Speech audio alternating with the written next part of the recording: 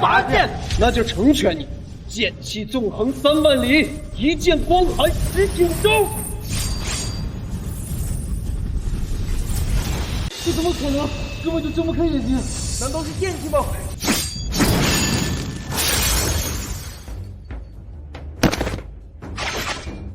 这怎么可能？竟然真的死了！剑气，真的是剑气呀！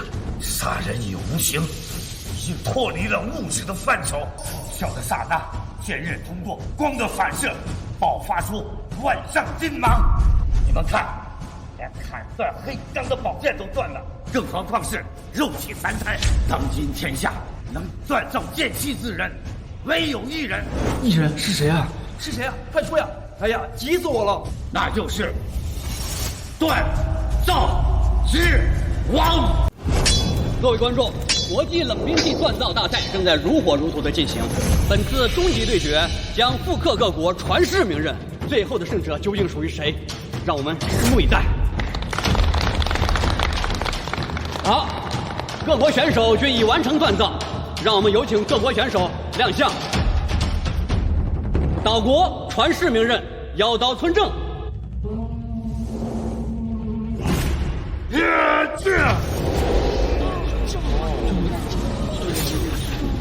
英国传世名刃大马士革刀。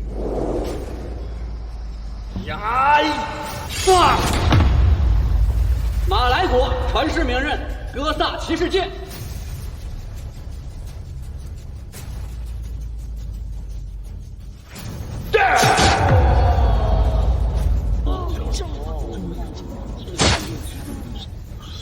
现在唯有大夏的锻造之王尚未完成，他想要复刻的竟然是上古神兵轩辕剑。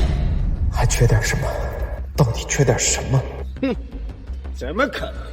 如果复刻成功，将成国之重器，以后我们岂不是都要被大夏踩在脚下？哎，他动了！我终于知道还缺什么了。我以我血见轩辕。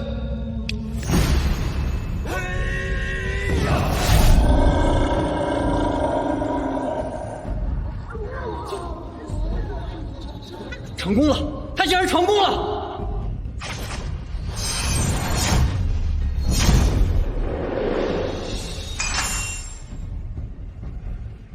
我宣布，本次锻造大赛的获胜者是大夏的锻造之王陈铁。锻造之王。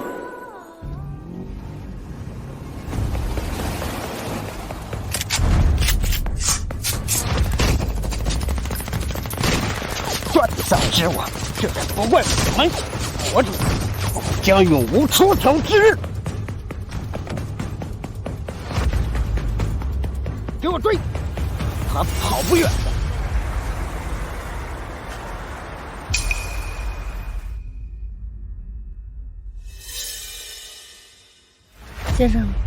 先生，哎，大小姐，我们此行是去找锻造之王的，千万不要好生之间。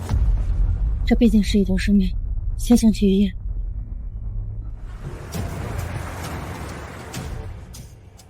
哎，大小姐，你看，最新报道，大夏锻造王遭遇不测，现下落不明，各方正在全力寻找。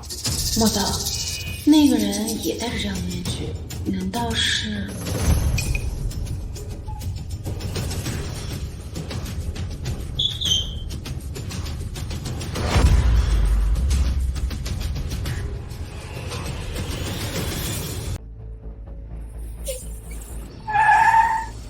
大小姐，您确定这里能找到我们要的人吗？董事长那边可快支撑不住了，唉，可惜了。5年前要是……行了，别说了。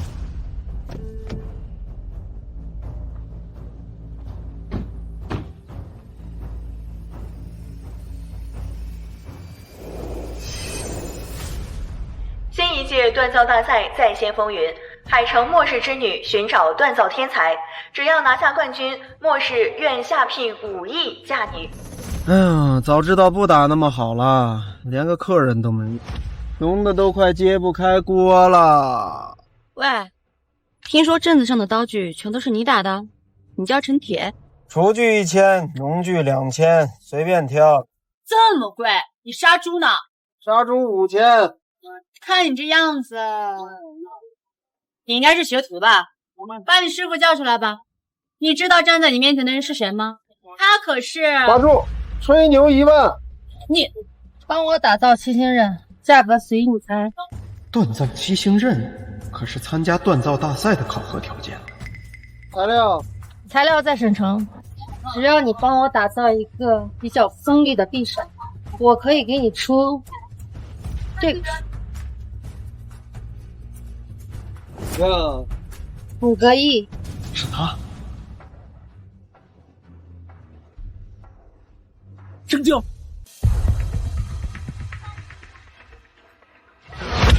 看起来也不怎么样嘛，普普通通。少废话，给钱。陈先生，不是不给你钱，只是你这把匕首是否能让我满意，还得验证再行。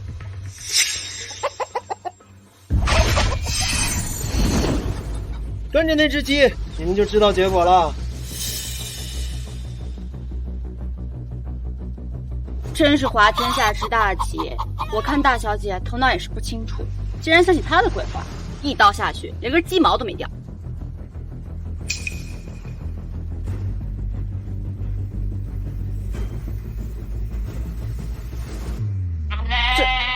怎么会这样？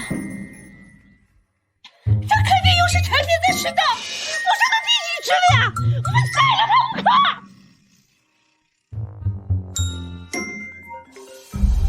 可！喂，大小姐，刚那个鸡的头突然就掉了，真有此事。鸡已死，却浑然不觉，直到回家方才鸡头落地，锋利至此，世间罕见。陈先生，请您随我回一趟海城。我看你们就是骗子，我哪儿也不去。我们墨家在海城有一个大的制造厂，年产值上百亿，区5个亿根本不算什么。不去？大不了再加上我。什么意思？随便锻造一把匕首，还能财色双收？别以为美色可以诱惑我啊！我不吃这套。陈你给我缓过来！陈先生，你再考虑。还愣着干嘛？赶快上车呀！哎，莫总，又失败了。这都第几回了？你让我怎么给凯恩先生交代呀？剩下这些材料也足够锻造1次七星刃了，往后可不敢再失误了。是，莫总。爸，实在品交给我来。若不是当年我锻造大赛败给东瀛人，导致我手筋背条，何至于此？若是锻造大王尚在人世就好了。玄金铁确实少见啊，不过锻造起来啊也不是什么难事。你谁啊？锻造重地是你能随随便便进的吗？他是我带来的，爸，他叫陈铁，是我带来帮助墨家的。瞧你那点出息，我们是墨爷传人，传承数千年，需要人帮吗？陈铁是吧？我在国内锻造大师里面可没有听说过有姓陈的这号人物，你恐怕连个机器都不会。我看你就是没病乱投医，想跟我争这个神兵锻造，随便找个人滥竽充数。我才没你这么使坏，爸，你要相信我，我找来的人绝对不会有问题。来不及了，等一会儿国际锻造大赛的评委凯恩先生就要到了。好，我就给你这次机会。如果这小子用这些材料锻造出七星刃，那也就罢了。可如果不能，我墨家继承人一事，一个女孩子就不要再想了。正好来一个接盘的，锻造是男人的事，你一个女人非得捣什么乱？既然这样，那就别怪我了。好，我同意。说不定这位陈先生还是什么锻造界的传奇呢。陈先生，靠你了。好，准备。锻造、锤、磨、淬3个步骤，缺一不可。陈先生，请吧。听说大小姐今天带了个人回来，不知道行不行？关系到末世生女存亡，应该能行吧？这都什么东西？还说是末世后才成，怎么连个火炉都没有？陈先生，抱歉，我打不了。抱歉，我打不了。哎，什么打不了？我看你是不会吧？我确实不会用这些机器，唯有古法才能锻造出真正的神兵利刃。流水线上的产品是对锻造师的信任。听听，听听，亏我还这么信任你，这就是你找来的人。怎么会这样？难道他真的只是学徒？那把匕首根本不是他打造出来的，而是另有高人。什么？凯恩先生，快都随我去迎接！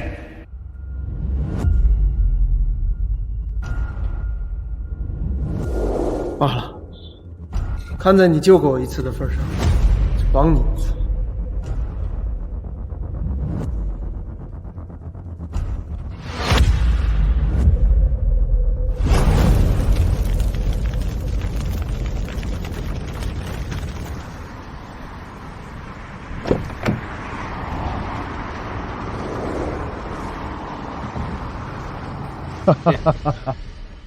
凯恩先生，别来无恙啊！今天是最后期限了，莫总，七星刃打造出来了吗？这个，如果不是看在锻造之王也是大夏人的份上，我是不会对你们这么容忍的。莫总，如果没有能力，我看就算了吧。看来锻造之王的神话不会再重演了。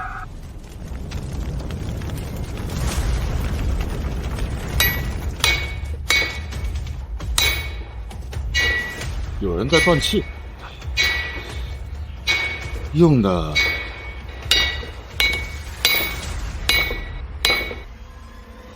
还是古法锻造。凯恩先生，我们那个火炉已经停了几十年了，您是不是听错了呀？Shut up！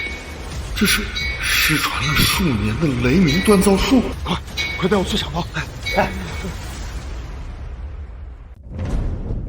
莫清波，你怎么在这儿？我怎么也算是你二叔，你怎么跟长辈说话？当年要不是你，我爹的双手能被废了。好你个卖国贼！信任凯恩先生，我们知道您要来，提前一步在此等候。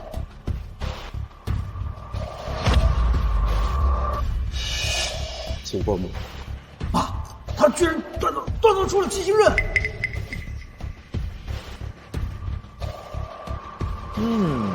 不错不错啊，吹毛求疵，削铁如泥。这么说来，刚才的锻造之声应该是来自这些人了。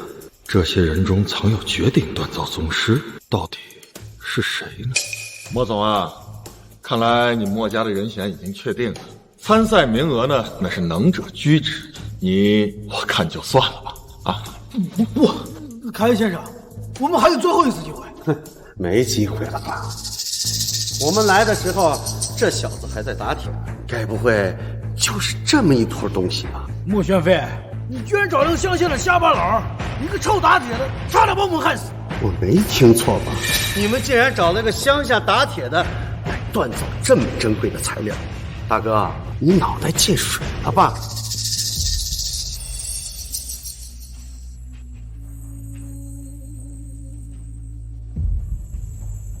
不对，这质感竟然拍出了99%的杂质，而且还发生了结构的变化。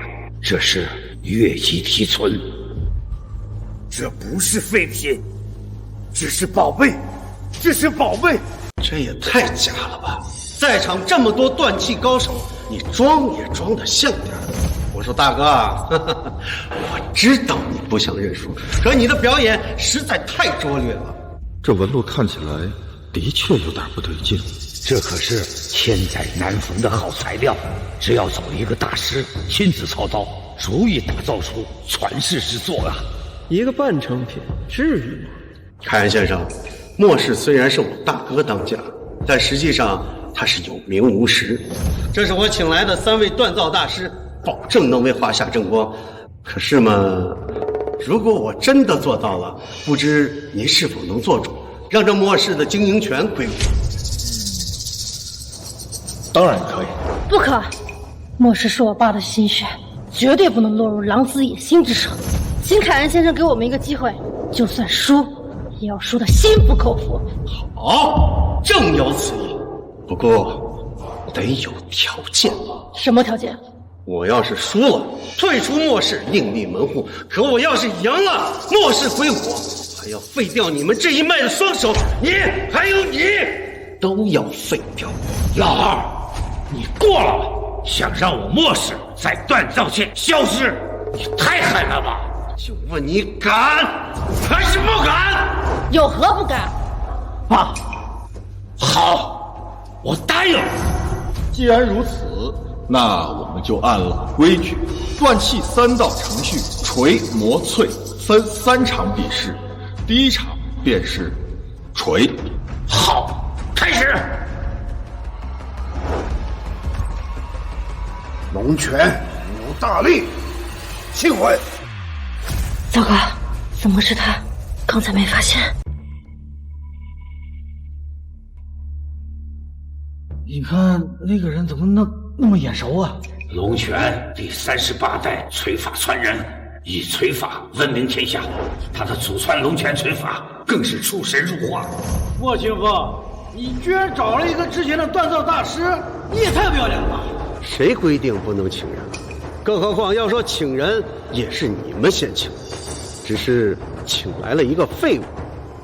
爸，还是让我来吧。虽然我没抡过锤，但是我也铸铁10几年，还是有点根基在的。你来。这老家伙还不算太笨。好，那我试试。啊，你让他去干什么？这小子根本就不行，还是让大少爷上吧。就是那半块废品就是铁证。陈先生，你要是不行，可以退出。我爸这是气度保帅，想让莫风进入下一局。想后悔来不及了。哼。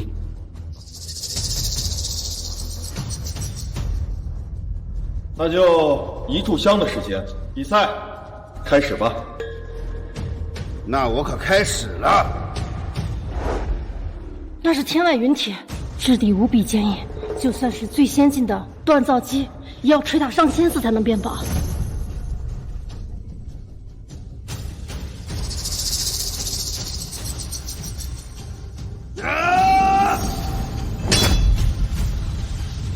变薄了！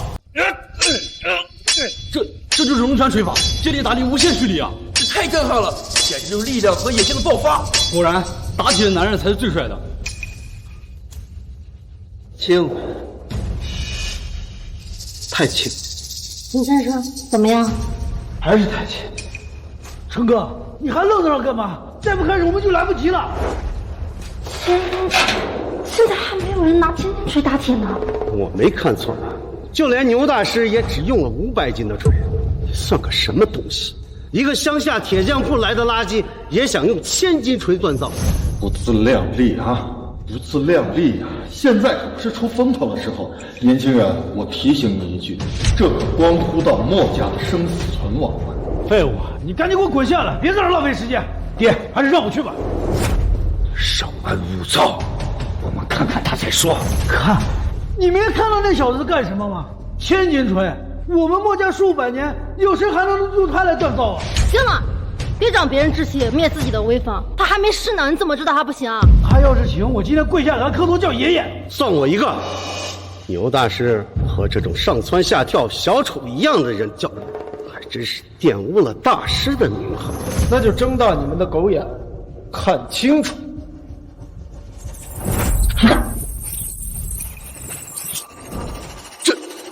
这怎么可能？还是太轻，不过倒也马马虎虎。真看不出来，这副身板下竟然会有如此怪力。愚蠢，白白浪费力气。怎么样，没力了吧？还没比就赢了，这比赛太没悬念了。我说老大，你真是生了个好女儿，找了这么一个蠢货。你怎么？我说错了，有种你让他赢我，在这儿虚张声势，算什么本事？丢人，太丢人了！我们可以输，但不能输得这么窝囊。莫非真的是我看走了眼？牛大师已经完成了。那么厚的一块天外玄铁，被他竟然锻造成一根手指粗细，我们还怎么赢啊？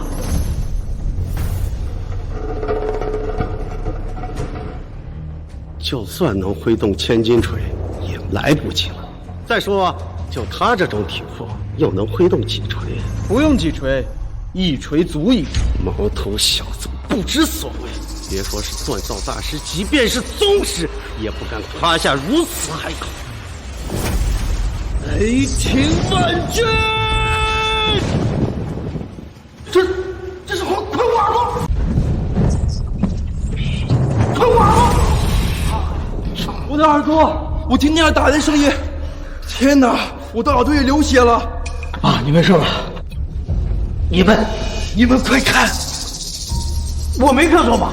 一锤下去，天外云铁变成剑劈了。不可能，这不可能！天外云铁的质地无比坚硬，就算是我，都要锤炼数百次才能成型。我费了9牛2虎之力，连家传的龙泉锤法都用上来，才打造一个粗皮。他一锤就打造成了精皮，这不科学，不科学！你们还没看出刚才那一锤的奥妙吗？身上的雷霆之声就是最好的证明啊！你是说流传在锻造界那个口诀？爸，什么口诀啊？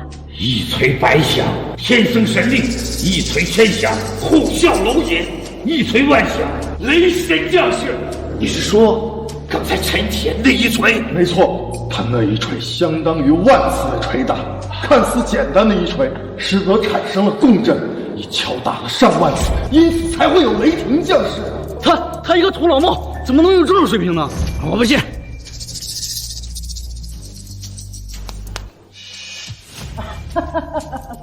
原来如此，原来如此，你们大家都被他给骗了。这小子看着平平无奇，其实他的肌肉密度是我们正常人的数倍，也就是说，他天生神力。你不应该断什么剑，你应该去搬砖。兄弟，你入错行了。好了，不管是运气也好，天生神力也罢，能再次看到雷霆降世，也算是幸事一件。我宣布这一场比赛，陈铁胜。没想到你竟然会雷霆万钧，我果真没有看错你。可不是没有看错这么简单，陈铁，再接再厉，干得好了，我们大小姐可就是你的人了。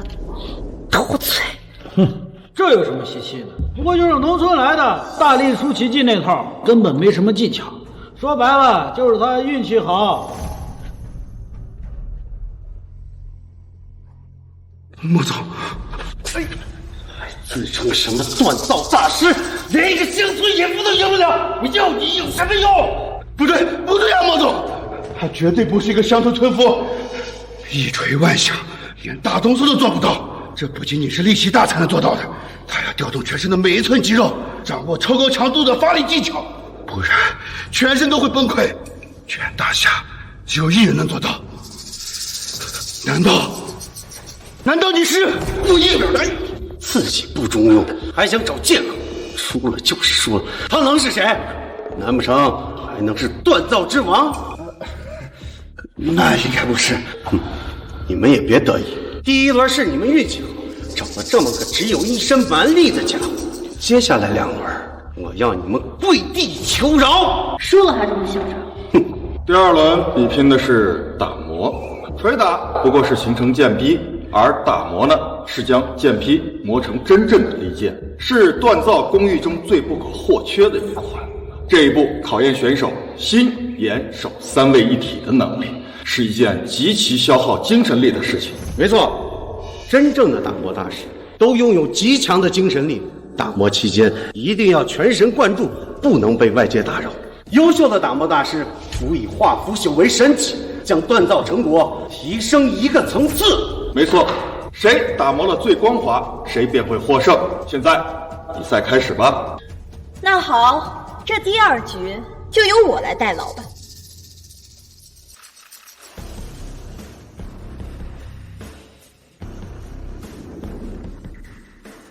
小兄弟啊，力量不错嘛，就是不知道这床上功夫怎么样呀？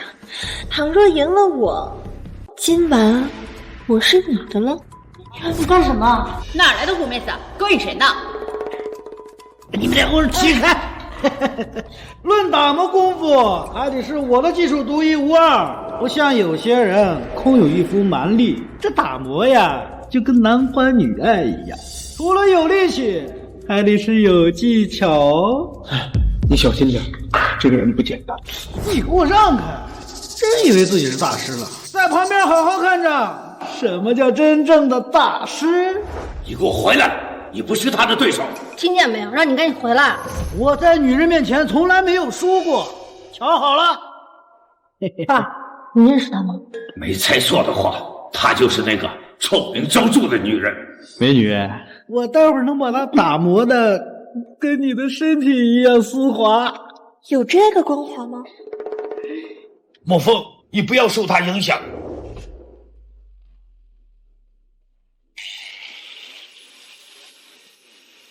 这角膜技能没有打开，用手指怎么打磨？不对，你们快看，被他双手摩擦过的地方居然真的变光滑了，这双手也太神奇了吧！果然如此，这个女人用内力将除毛皮打造成型，比角膜技的精度要强100倍不止啊！什么内力？没错，这个女人年纪轻轻的就练成了百炼钢把肉死柔的内力，光用内力就能打磨出剑气。我想起来了，难道她就是那位被锻造界除名的红寡妇？没错，还真是她。除名？因为她做事极端，想打造出上好的利刃，竟然用男人的精血飞引，不是有多少男人活活的死在她的手里？那莫风岂不是很危险？传闻当年锻造之王就可以使用内力亲手打磨，就那块千外云铁，就直接能用手削成剑气。徒手锻造这么厉害，下一次我遇到锻造之王，我一定什么？一定不会再错过他了。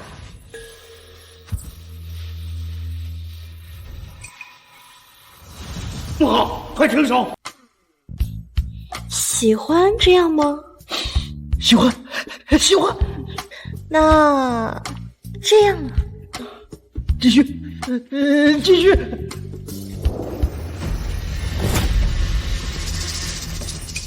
爸，你在干什么？你说干什么？你自己看。我要是再来晚一步，你的手就废了。收人钱财，替人消灾，今天我就把你们都废了！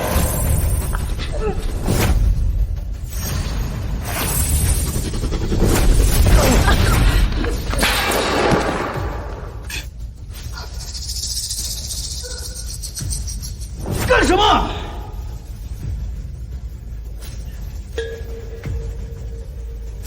我好不容易打磨成型的，都是你害的，看到没？都已经裂缝了，你让我怎么赢啊？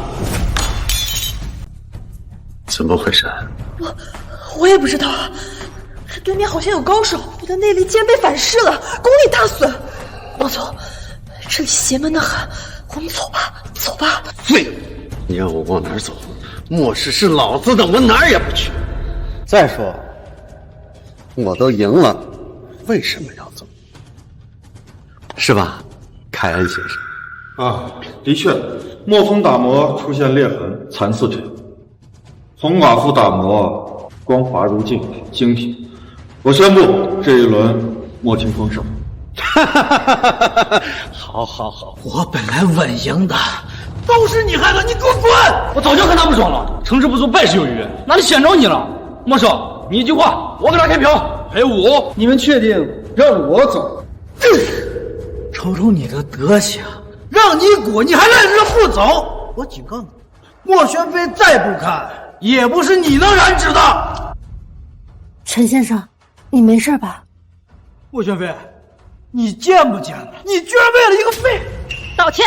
居然敢打我！我让你道歉！爸，还愣着干什么？给我道歉！啊，连你也护着这个废物！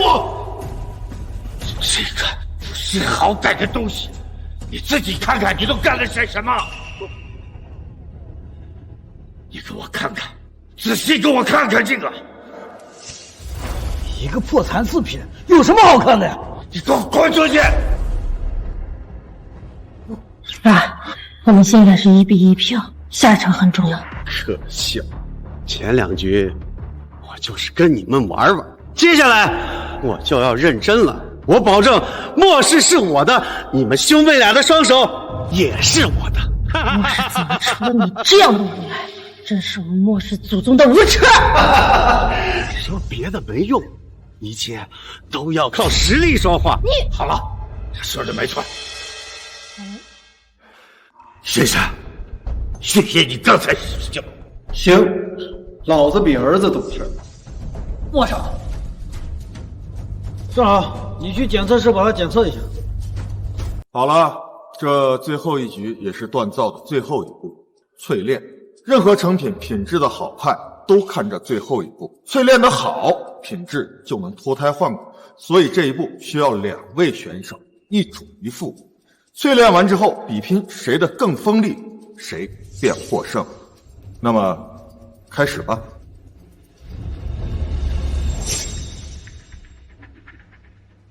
这就是我最后的礼拜。赵老，该您出场。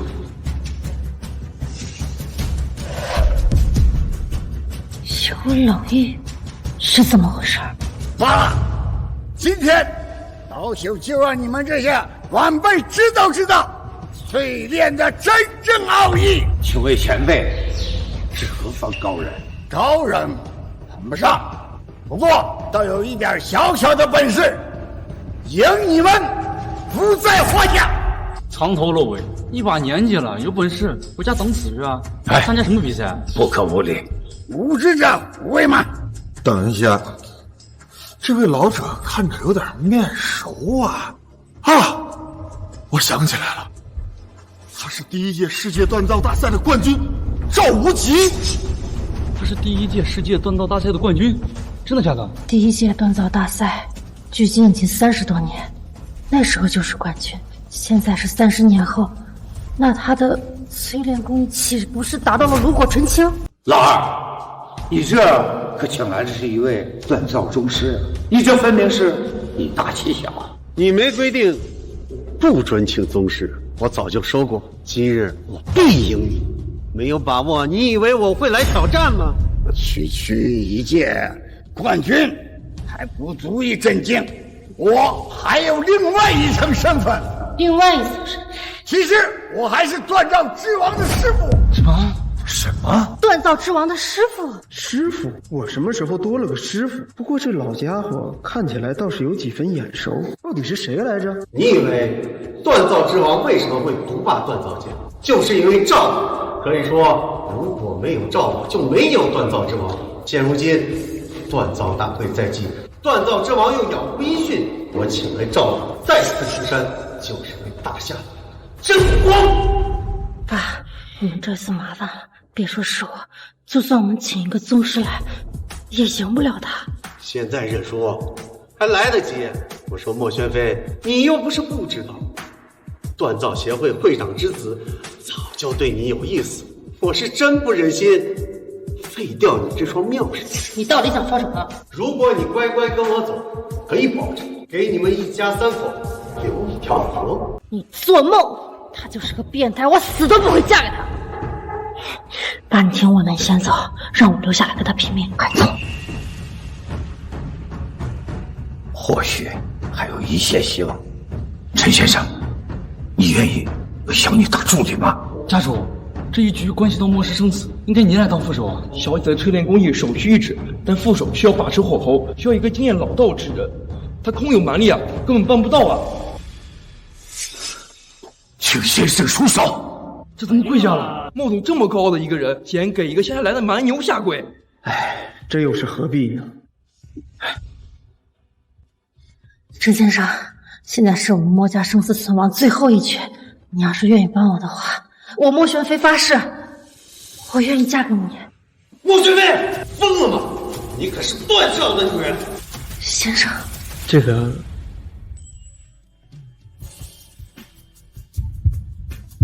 这家伙到底有什么厉害的地方？莫总下跪，连大小姐也道歉。莫总、大小姐，请你们三思呀！我不想把我们生死交给一个外人。都给我住口！我比你们任何人都想赢。我之所以这样做，自然有我做的道理。谈到宣飞，也看出陈先生的不凡啊。我墨家要多几个像宣飞这样的人，何止于此呀？行，那我就试试。赵宗师，请赐教。请。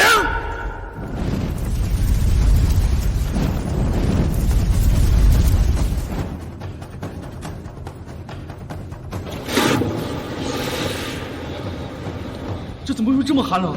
蒸汽不应该是热的吗？好低的温度，怎么感觉自己被冻僵了？看来这老东西也不是一无是处，有点意思了。不是蒸汽，那是寒气。难道这是寒冰淬炼？有见识，不错，正是寒冰淬炼。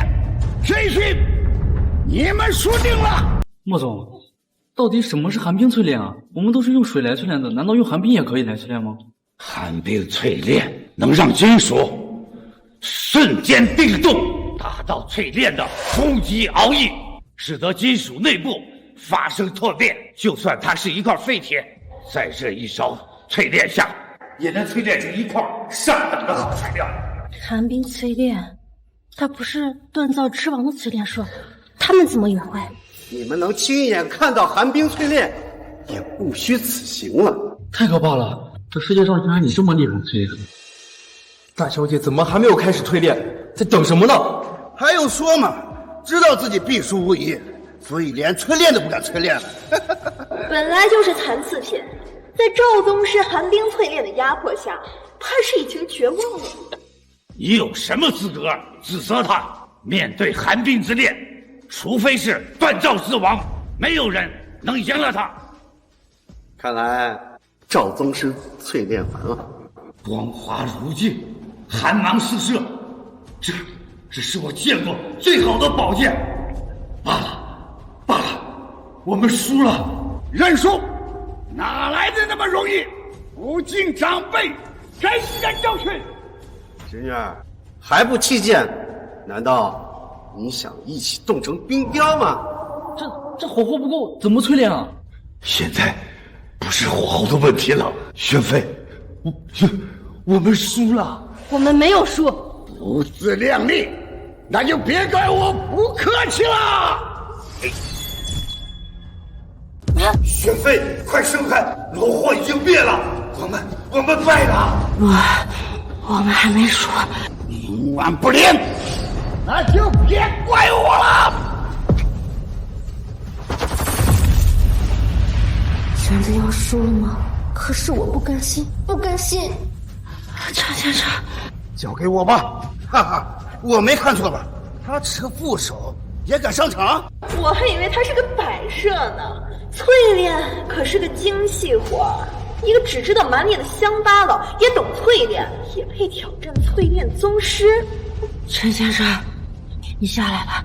他这个人的能力是我们无法估量的。你快走，我们输了，我们认。快！别误会，这个人和我有点缘，今天就要清理门户。交给我吧！你这样侮辱我吗？你小子，恐怕连淬炼是什么都不知道。更何况，我现在淬炼已成，再这么耗下去也是浪费时间。凯恩先生，直接宣布结果吧。难道这小子真有什么后招啊？我想起来了，你的确跟随过锻造之王，只不过你是一个小工，连锻造之王的面都没资格见，学了点皮毛就敢出来卖弄，竟然还敢冒充他的师傅，这便宜你都敢占？他是怎么知道的？狂妄小儿，胡说八道！看你是怕了吧，在这儿信口雌黄。你确定不会说？罢了，我就让你长长记性，让你知道不尊重宗师的后果，千里冰封。雕虫小技竟敢班门弄斧，烈焰焚天！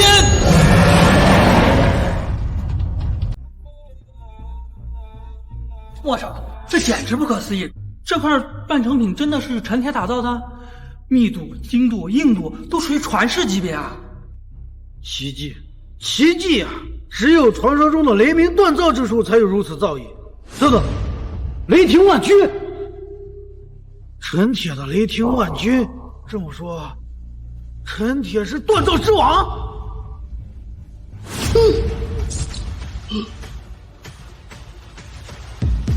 我没看错吧？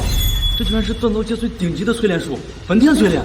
焚天淬炼是在冷热交易之下，以及高度温度淬炼金属，将所有的杂质挥发出去，甚至可以改变内部不规则的构造，是比冰封千里强得多的淬炼技术。我明白了，这是赵无忌使用了千里冰封，导致周边的温度下降。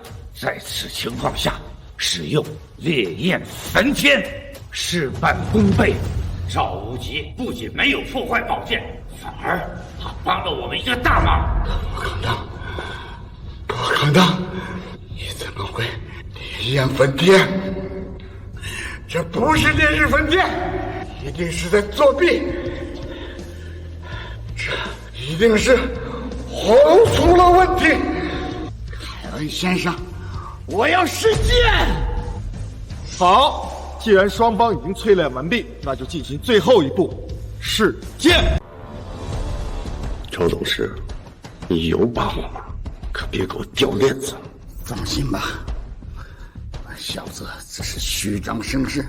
焚天淬炼术古灵之下，只有锻造之王才能用得出来。你相信他是锻造之王吗？当然不信，这不就得了？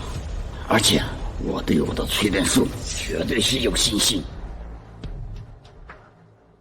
抬上来。这世界上最坚硬的金属，黑钢。万斤重的钢铁才能炼出1克黑钢，这竟然有这么多吨！莫清风，你真的是费尽心血。那是自然，我对赵宗师有着绝对的自信。开始吧，赵宗师。你们都被我看好了！居然断了！这可是黑钢啊！连黑钢都能削铁如泥，这剑的锋利程度足以排进大夏冷兵器排行榜前10啊！放屁！就算前10也达不到这种程度。输定了！到你们了！什么意思？不撬了？你是自动放弃了吗？罢了，我们就不要自欺欺辱了。陈先生，你拔剑吧。无论怎么样，输了我们也认。拔不了。为什么？为什么拔不了？此剑已经十分锋利，拥有了剑气，一旦出鞘必见血。为了避免有人员伤亡，还是不出鞘。你是要笑死我！我还以为你们真请了个好手，没想到确实是个脑残。可笑！剑气，你知道剑气是什么吗？即便是我牛大力和赵宗师3人通力合手打造出一把利剑，足以排进大夏冷兵器排行榜前10。可即便是这样，想要有剑气，那也是可望而不可及的。小子，你他妈脑袋魔怔了吧？末法时代，你跟老子谈剑气，你以为你能锻造出第2把轩辕剑？是把自己当成锻造之王了。刚才还咋咋的，这一不小心把剑给吹坏了，不敢拔剑了吧？啊！好，小子，我也正想知道你剑不鞘就见血，你也不用攒这个黑钢了，我直接就用剑和你比。这个办法好，凯安先生，您说的。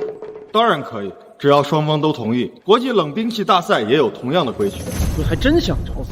我最后再劝你一句：趁早认输，回头是岸。有种过来，教教你什么叫尊师重道。天作孽，犹可生；自作孽，不可活。蹲下，不能拔！蹲下，不能拔！不能拔！他如果拔了，真的会死人的。大少爷，你说什么呢？我知道你想为莫总说话，可是这小子明显就是在装腔作势啊！大少爷，你不是最看不起他了吗？你怎么了？你们知道什么？你们知道他是谁吗？他。不行，现在还不能告诉大家陈铁的身份。第一，自己还不能完全确定；第二，如果他真的是锻造之王，我们墨家手握这么一个王牌，一定不能拱手让人。知道的人越少越好。老婆，陈铁他到底是谁？反正不能拔。他说不能拔，会死人，就是会死人的。你们赶紧往后退呀！快！你们还真会演，混在工厂还真是屈才了，不如改行去当演员吧。这小子拿着半成品出去了一趟，回来就对陈铁的观感大改，还支支吾吾的。难不成他发现了什么？等我回去研究一下，就知道你们搞什么名堂了。小子，你到底还拔不拔？你们当真非让我见？拔剑！拔剑！拔剑！拔剑！拔剑！拔剑！那就成全你，剑气纵横3万里，一剑光寒10九州。这怎么可能？根本就睁不开眼睛，难道是剑气吗？太刺眼了，我的眼睛快瞎了。陈先生，你快收起来！剑气，的确是剑气。有生之年，竟然真的能看到这世界上有剑气存在，死而无憾了。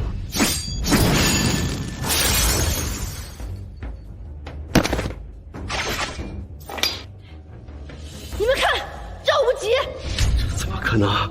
竟然真的死了！剑气杀人，剑鞘出血啊！神乎其技，神乎其技啊！剑气，真的是剑气呀！杀人也无形，已经脱离了物质的范畴。什么萧铁如泥都已弱爆了。笑的刹那，剑刃通过光的反射，爆发出万丈金芒。你们看，连砍断黑钢的宝剑都断了，更何况是肉体残骸。当今天下能锻造剑气之人，唯有一人。一人是谁啊？是谁啊？快说呀！哎呀，急死我了！那就是锻造之王。陈铁竟然是锻造之王！我从乡下带回了打铁师傅，既然是锻造之王，我想起来了，是伟岸的身影，霸气的气势。我在锻造大赛上见过，他就是锻造之王本王。不对呀，锻造之王不是失踪了吗？据说已经被动用人给杀害了呀。可是，放眼当今锻造界，又有谁能造出这锋利无匹的剑气？又有谁能用出那淬炼绝技，烈焰升天？锻造之王，锻造之王，我找了整整5年，难道你真的是锻造之王？他真的是锻造之王，完蛋了，全完了。既然陈铁是锻造之王，那么这第3轮岂不是我们赢？没错，不管陈先生是不是锻造之王，事实胜于雄辩。第3局你们确实赢了，我宣布，最终的获胜者属于你们。耶，我们的是我们赢了！哎，陈先生，您是我的偶像呀！刚才和你过不去，我也是被逼无奈。哦，我是龙泉腿法的传人，我也有天赋，请你收我为徒吧！啊！给我走开！刚刚你差点害死我！锻造之王是绝不会收你们为徒的。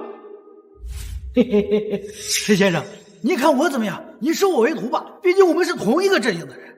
我姐钟情于你，我早就看出来了。只要您娶了她，我们就是一家人。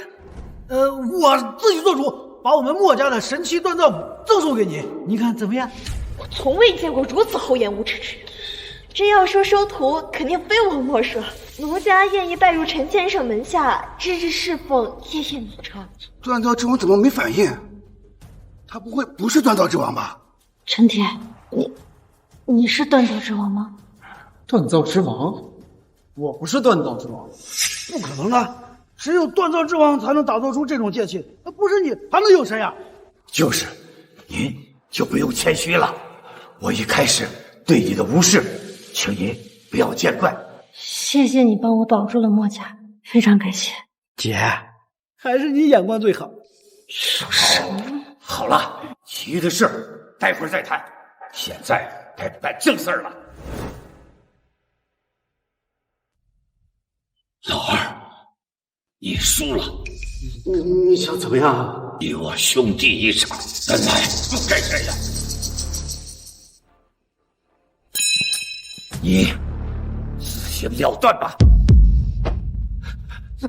大哥，以前是我不懂事，我给您赔罪了，您可不能挑断我的手机，不然我这辈子都没法活了。你现在知道求饶了？刚才你要挑我们手机的时候，没有抢个亲情之分，放过我们一马吗？就是，你以为我们好欺负呀？莫清风，你是要质疑我们国际锻造大赛评委会的权威吗？不敢，大哥啊，您就给我条活路吧啊！算了，你走吧。爸，你就这么放过他了？毕竟是我的兄弟，得饶人处且饶人。谢谢大哥，谢谢大哥。还有你们两个，赶紧滚！锻造之王怎么会收你们这种阿杂货？滚，赶紧滚！我们也走了，我一定要确认此人的身份。莫总，恭喜啊！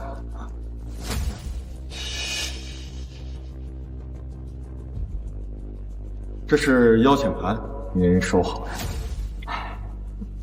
那我们就先走了啊。宣飞，这锻造大赛报名，你就带着陈先生去锻造协会一趟吧。好。陈先生，锻造大赛已经今时不同往日了，我墨家就全仰仗您了。段少，我实在尽力了，神奇锻造铺我实在是抢不过来啊，看来还得请您出马。乡野村夫有点运气罢了，在我锻造会面前如同雷卵无益。是，那可是咱们的放心，我早有准备。至于你，近期不要露面了，东印选手那边我早都安排好了，你直接过去就行。多谢段少，这次锻造大赛东赢必赢。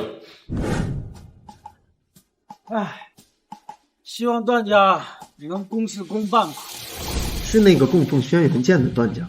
没错，正是因为当年段家拿到了锻造之王的轩辕剑，所以这些年才有资格把持海城所有的锻造业。莫非，要不然你别进去，我怕你被……没事，我们民政也是拿到了报名函，段昌不敢来。你好，这是我们的报名函。抱歉，名额已经满了，回去吧，3年后再来。凭什么？这是凯恩先生亲自给我们的邀请函。世界排名第2的锻造大师杨真临时准备参加锻造大赛，你们的名额被顶替了，哪来的回哪去吧。杨真，锻造之王的徒弟杨真。放你妈的屁！当年锻造之王出事了之后，这个杨真莫名其妙的冒出，我都怀疑是杨真勾引东野人害的锻造之王。你胡说什么？他可是世界锻造的大师，代表的是大夏锻造界最高的传说。他家的一只狗都比你们强。说什么呢？我们可是海城墨家。墨家是吧？早些年的确是有些本事，不过自从莫青海被废了双手之后，墨家早已是落魄的凤凰不如鸡。就凭你们现在的实力，还想参加大赛，根本就没有这个资格。是吗？你把段昌叫出来，我看他是怎么要跟我说的。段少也是你叫的，莫大小姐。如果你想见大少的话，不如嫁到段家，我现在就放你进去。什么时候锻造协会也这么势利了？论资排辈，强取豪赌，世界第2很风光吗？自从锻造之王隐退以后，你们就连续5年都输给外国人，我看是你们占着茅坑不拉屎才对吧？把你们会长叫出来，我倒要问问他，招的都是些什么人？你谁呀？轮得到你在这嚣张跋扈的？会长是你想见就能见的。把你们会长叫出来，就说有一位故人前来，取一样让他保管了5年的东西。你什么意思？会长还欠你一样东西？你去告诉他就行了。把这个交给他，他要是怪罪下来，大不了我担着。最好是没有骗我。如果会长不知情的话，等下出来，你们知道后果的。妈，你说这锻造之王如果一直不来取经，那这轩辕剑不就是我的了？轩辕剑的确为我们段家带来了无上荣耀。当年锻造之王受伤，他怕轩辕剑落入外族之手，恰巧我从那儿路过，便交给我保管。可是他毕竟不属于我们。会长，外面墨家人来报名，他们带来一个人，让我给您带句话，说是你欠他一件东西过来取了。胡说八道！我们段家家产过亿，怎么会欠别人东西？让他们滚！是。等一下，他说过来取东西，有没有说取什么东西？那倒是不是，不过他给了我这个。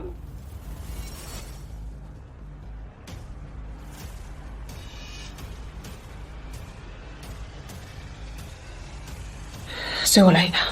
这都多久了，还没人出来？你们果然在骗人。莫大小姐，可别怪我，这是你们自己送上门来的。按照大少爷的吩咐，把他们给我围起来。来人！你干什么？不让我们进去，走就是了，还想抓人吗？刚才让你走，你不走，抱歉，现在想走啊，来不及了。这可是锻造协会，里面供奉着锻造之王亲手打造的轩辕剑，没人敢在这种场合撒野。我看你们就是诚心的，不就是想打架吗？来呀，怕了你们！上！住手！住手！会长，你来的正好，这几个家伙怎么说都不听，非得要参加锻造大赛，为了点名声都不顾规矩了。我们正在教训他们呢。陈飞，你要是想参加锻造大赛，直接跟我说就行，何必这么麻烦？还找什么借口把我妈也骗了过来？不需要，我们墨家庙小，高攀不起你这尊大佛。那个剑穗儿是你拿来的？不错，小柳，我们又见面了。小柳，混账东西！你好大的狗胆！陈哥，你喊锻造协会的会长叫小柳，会不会太不尊重人了？会长，抱歉，他不是有意冒犯，是因为刚才你们的人先对我们不公，所以他才这么说的。这就是乡下铁匠铺打铁那小子呀！果然啊，土包子一个，没见过世面。陈先生是吧？你既拿着故人的东西前来，我肯定得给你一个面子。你们两个不识好歹，锻造协会不需要你们这样的人，你们被开除了。别啊，会长，看在我们为锻造协会效力多年的份上，您就放过我们一马吧。少爷，您快帮我们说句话，还不走？哎呀妈，您这是怎么了？这小子哪有这么大面子呀？他有可能是锻造之王。不可能，妈，您不是说当年锻造之王戴着面具，您没有见过他吗？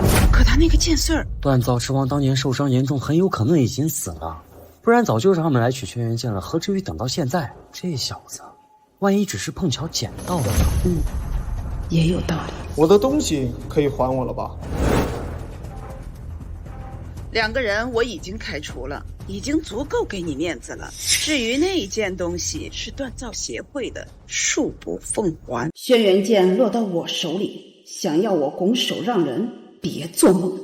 真是人心不足蛇吞象。我懂了，走吧，我们进去。慢着，我什么时候说允许你们进去了？如果我非要拿呢？锻造协会什么时候成你一个人的了？放屁！墨家也有资格参加锻造大赛了。我看你的报名函就是买通凯恩先生拿到的。你胡说！我们可以当面和凯恩对峙。凯恩先生贵人事忙，谁敢打搅？既然你们非要进去，那就看看你们有没有这个本事了。你什么意思？很简单，生死斗。什么？生死斗？莫旋飞，我给你个机会跟我生死斗。如果你要是赢了，我们的婚约取消，让你们名正言顺地参加锻造大会。可如果你要是输了，我要你一辈子离开锻造界，乖乖做我的老婆。你疯了？知道在锻器界生死斗意味着什么？不死不休，不就是不让我们进去？我们不参加也罢。你想下腿我就直说，不用这么卑鄙。陈姐，我们走。就知道你们不敢，还是乖乖滚蛋吧。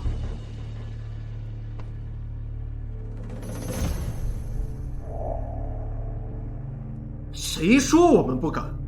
我替他应下了。不是，陈先生，轩飞他不懂锻造，他只会淬炼，你让他抡断锤，岂不必输无疑啊？锻造协会卧虎藏龙，随便一个大师都比牛大力他们强。段藏确实顽固，可在锻造界也小有名气，更何况他的师傅还是世界排名第2的杨铮。哦，原来是杨铮的徒弟，我以为你是装孙子，没想到你是真孙子。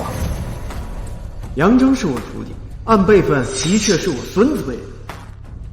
你敢占我便宜，我要再加一条，要是我赢了，取你狗命。陈先生，放心吧，有我在。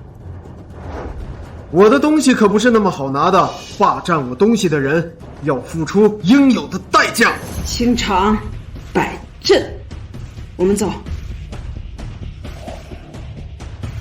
我听说陈铁在莫氏工厂连赢了3场。妈，你就放心吧，这我早就考虑到了，不然我也不会说只跟莫宣飞生死斗啊。算你聪明，赢了莫氏，把莫宣飞取到手，那莫家的神器锻造谱就是我们家的了。到时候我们手里又多了一张王牌，叱咤大夏锻造界指日可待了。这场生死斗我必须要赢。放心吧，我已经派人在莫玄飞的那一块钢材上动了手脚，你就放心大胆的去办。妈，你也太小心了，这莫宣飞根本不会锻造，就算他能拿得起锻造锤，那也只是入门级别。小心驶得万年船。不管那个陈铁是不是锻造之王，都不能让他活着离开锻造协会。轩辕剑必须是我。已经很久没有看过生死斗了，而且还是海城墨家锻造协会的段昌。墨家怎么会派莫宣飞上场呢？据我所知，他可不会锻造呀。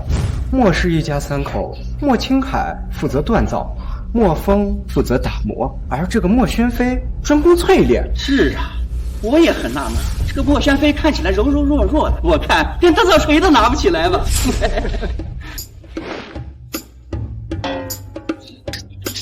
这怎么这么沉，拿不起来？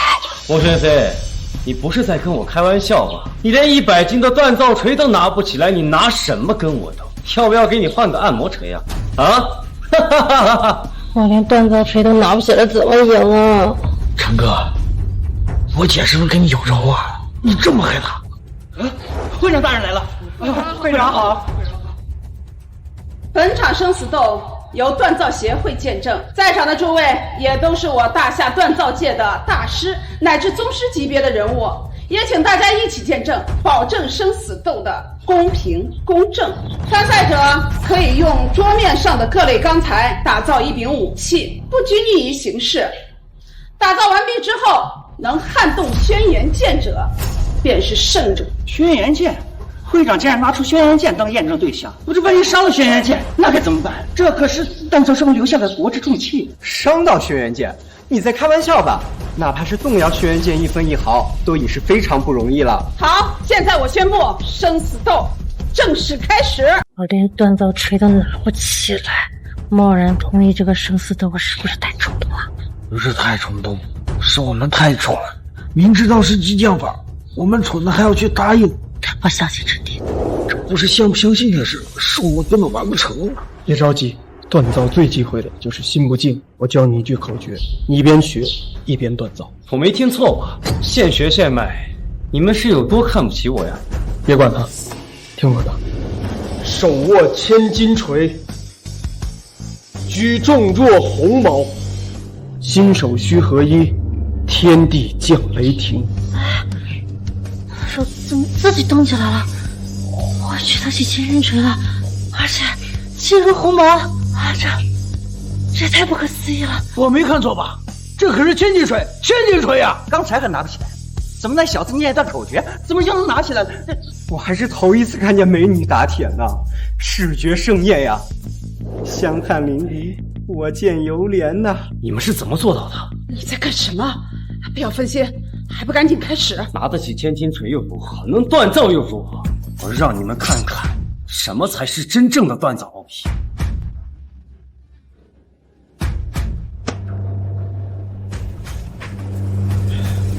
雷霆万钧！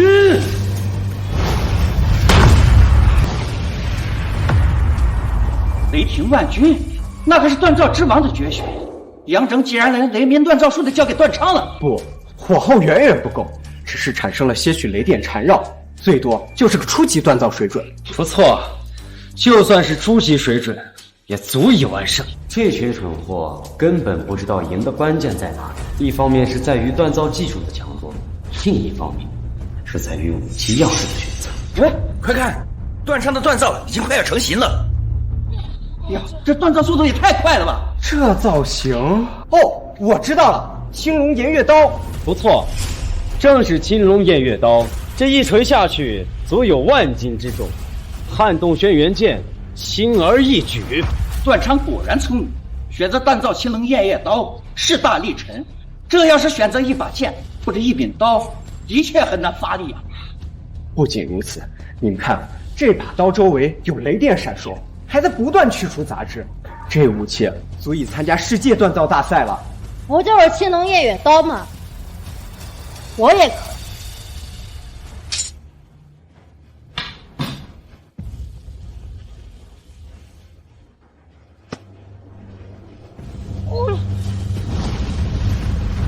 快看，莫轩飞的锻造手法竟然和段昌的一模一样！怎么可能？难道他会雷鸣锻造术？不可能！莫轩飞连千斤锤都拿不起来，怎么可能会锻造？知道了，你在偷学我的锻造法！真是没想到啊，墨家竟然出了一个锻造奇才，竟然会现学现卖。只可惜呀，画皮、画虎囊、画骨，这雷鸣锻造术岂能是这么轻易就学会的？你只是徒有其表罢了。不错，我看他就是偷学了一点锻造手法罢了。雷鸣锻造术对火候、力道的要求极高。不错，这种锻造方式对身体的伤害极大，他印女流之辈，能坚持多久？何须坚持？我们再剩最后一锤了，这么快就锻造完了？哎，你们看，这把青龙偃月刀上的雷光，比段上那把要强得多呀！你们给我看清楚，这可不是雷霆万钧，这是雷神降世！雷神降世，锻造术最高的境界，不可能！你不要在这胡说八道！是不是胡说？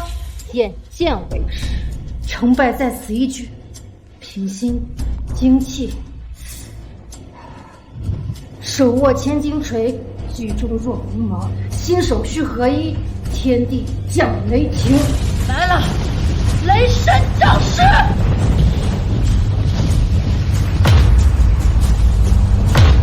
我去，竟然真的是雷神降世，引动雷霆！这把青龙偃月刀品质该多高啊！雷神降世，这可要比雷霆万钧强上几十倍的锻造之法，足以将这个锻品提升整整3个等阶，形成质的飞跃呀！奇迹，这真是奇迹呀！不，这是神迹！不可能，这怎么可能呢？事情的经过就是这样。那个陈铁先生真的是师徒多年的锻造之王，一定要找到此人啊！东瀛人那边绝对不能让他们得逞。那帮家伙研制了高科技锻造技术，只要将材料放进去，就可以锻造出任何品质的武器。一旦让他们得逞，这个世界将会有一场浩劫。最恐怖的是，如果让他们将大夏10大武器量产，那你们想一想，将会是什么样的场景？接，怎么样？已经验证了，样品的确出自于锻造之王。太好了！陈铁的人现在在什么地方？在锻造协会。据说锻造协会不让墨家参与锻造大赛，引发矛盾，双方正在生死斗呢。好一个锻造协会！锻造之王出现任何差池，我让他整个锻造协会的人陪葬！跟我走！差一点，还差一点，我就能彻底成功了。锻造的奥义不是辛苦，而是享受。不行，不能让他得逞，他的锻皮远高于我。他要是锻造成功了，我岂不是输了？你还在等什么？莫玄飞，这可是你自找的。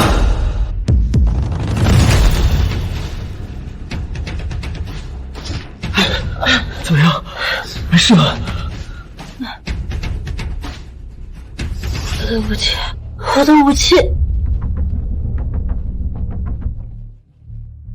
这怎么全都脆了？哎呀，真是太可惜了。是呀，差一步就能成功了，功亏一篑了。我还以为能见证一把神兵利器的诞生呢。怎么会这样？没道理啊！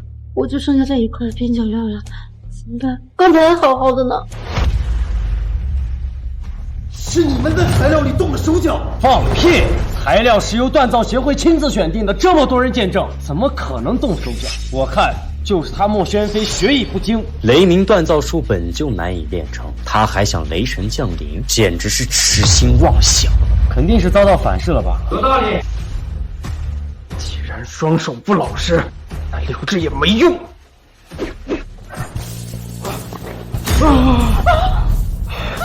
你居然挑断我2根手筋！儿子，现在怎么样？我这辈子再也无法锻造了，必须要让他们付出代价吗？陈铁，你欺人太甚！是你们先欺人太甚，真以为我陈铁没脾气吗？你胡说八道！分明是他掌控不了雷霆锻造之术，才导致锻造失败，引发爆炸的。说的对，莫宣飞就是硬逞能，只是刚刚出手的那层境界，却没有锻造的实力，连钢材都碎了一地。我看胜负已分。段昌的青龙偃月刀已经锻造完成，而莫宣飞呢，只剩下一堆粉末。很明显，段昌赢了，所以没有必要再比下去了。狼狈为奸，不公平，不公平！明明是你们做了手脚，还不承认？你们锻造希望这么肮脏吗？岂有此理！你们还想倒打一耙？你们挑了我儿的手筋，你们走不了了。既然是生死斗，我要挑断他们3个人的手筋。你们既然已经输了，还不认输？谁说我们输了？材料都没了，你凭什么不认输？这不还有一小块材料吗？你开什么玩笑？就这么小一块材料，你能锻造出什么？别管我锻造什么，能赢你们就够。接下来我代替他。痴人说梦，用那么一小块材料就想赢我的青龙偃月刀？好啊，我答应你。不行，胜负已分，没有必要再斗了。哎呀妈，你放心，我赢定了。我倒要看看他到底想搞什么幺蛾子。我这青龙偃月刀经过锻造之后，重量可达3000斤，锋利无比，他赢不了。可是没有可是吗？就算他是最顶级的锻造大师，也根本赢不了我。我要是赢了，我就能在海城树立威信，我就是海城第1的锻造大师。你们可别后悔。对于别人而言，可能是痴人说梦，但对于陈铁而言，他说可以，就一定可以。好，我知道了。凯恩先生，生死斗现场发生爆炸，末世只剩下一小块材料了。陈先生将用仅剩的材料跟段昌比拼锻造技术。这不是强人所难吗？兵器向来讲究的是1寸长1寸强，那可是青龙偃月刀，那么小一块材料，最多只能打造一把匕首，其爆发力和青龙偃月刀根本没法比。可那是锻造之王啊，我很期待锻造之王能创造什么样的奇迹。这根本不是奇迹的问题，是没办法完成的事儿。这锻造协会肯定有问题，快，10分钟之内我们必须赶到锻造协会。莫宣飞，为了这小子，你真是什么话都说了出口。哼！喂，废物，我知道你在末世工厂连赢3场，出尽了风头。不过我倒是很好奇，在今天这种情况下，你到底拿什么赢我？宣飞，帮我点火。好。别管锻造什么，撼动轩辕剑这一小块材料赢你们足矣。我还以为他有什么其他手段，没想到只用那个材料。黔驴技穷，还不想认输？我看呀，就是硬撑。你有点冲动。啊，我知道，你不就是怀疑他是锻造大师吗？没错，万一他真的是锻造大师，那轩辕剑可是他造的，他对其特性一清二楚。万一没有万一啊！你真以为我那么傻呀？轩辕剑我早就让人调包了，台上那个根本不是真正的轩辕剑，那是我师傅杨征打造的燕子。虽说不是真正的神兵利器，但也差不多少。轩辕剑是我们的最大依仗，不能出现一点意外。快看，陈铁锻造完成了。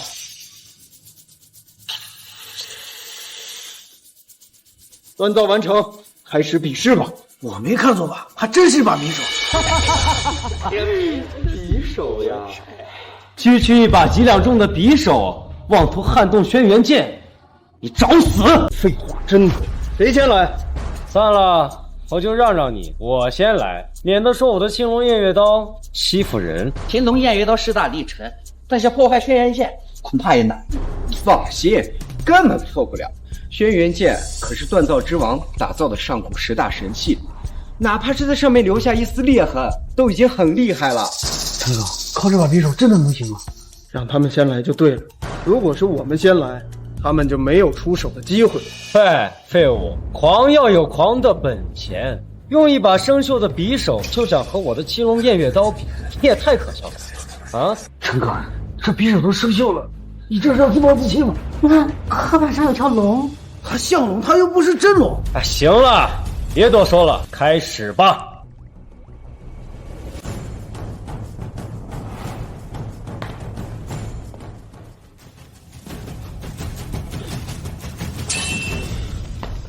不愧是师傅复制的轩辕剑，这要是锻造之王的那把轩辕剑，该有多恐怖！厉害啊，的确是裂纹。这段少打造的青龙偃月刀，竟然让轩辕剑出现了一丝裂纹。哎，段少，这把刀我愿花1亿买下，我愿意出2个亿，我愿意出5个亿。废物，到你了！你们当真要让我试剑？到时候剑断了，你们可是赔了夫人又折兵。放心，你还没有那个本事。如果你真的能砍断轩辕剑，那我自认倒霉。而且能砍断轩辕剑，你也足以名留青史了。我还得祝贺你一步登天呢。元妃，你去。我去。你当这是过家家的？段昌骑着1000斤重的青龙偃月刀，也只能撼动轩辕剑一丝。你让我解决？不妨滴血认主试试。滴血认主？哎呦，陈铁呀，你该不会是想说，你这把小小的匕首已经有了神识，还滴血认主？放眼大夏，只有在轩辕剑锻造的时候，锻造之王滴血认主，才让这个上古神器重现世间。这只是个传说啊！难道这世上真的有滴血认主？只有神器才能拥有神识。就你这把锈迹斑斑的匕首，也妄称神器？你小子莫不是疯了？你们确定这上面的是铁锈？听我的，准备做。好，我是。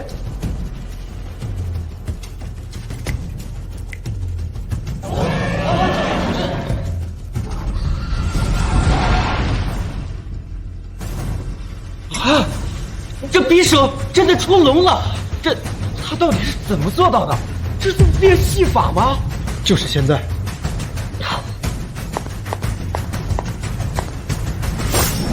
断了，断了！这怎么可能？这不可能！你的青龙偃月刀虽然使用了雷鸣锻造术，但终究还是个死物。我的匕首看似普通，但我已经注入了神识，并非死物。你的顶多算是个利器，而我才叫神兵。不可能，这根本不可能！是谁？你到底是谁？神兵不可能，绝对不是。陈铁，你太厉害了，你竟然能打造出具有神识的神兵。姐，这把匕首可不是用金钱来衡量的，它是能够跟轩辕剑媲美的神器，这个是我们墨家的传家宝。谁输谁赢，显而易见。段昌，你们输了。段昌输了，而且输得彻彻底底。他到底是谁呀？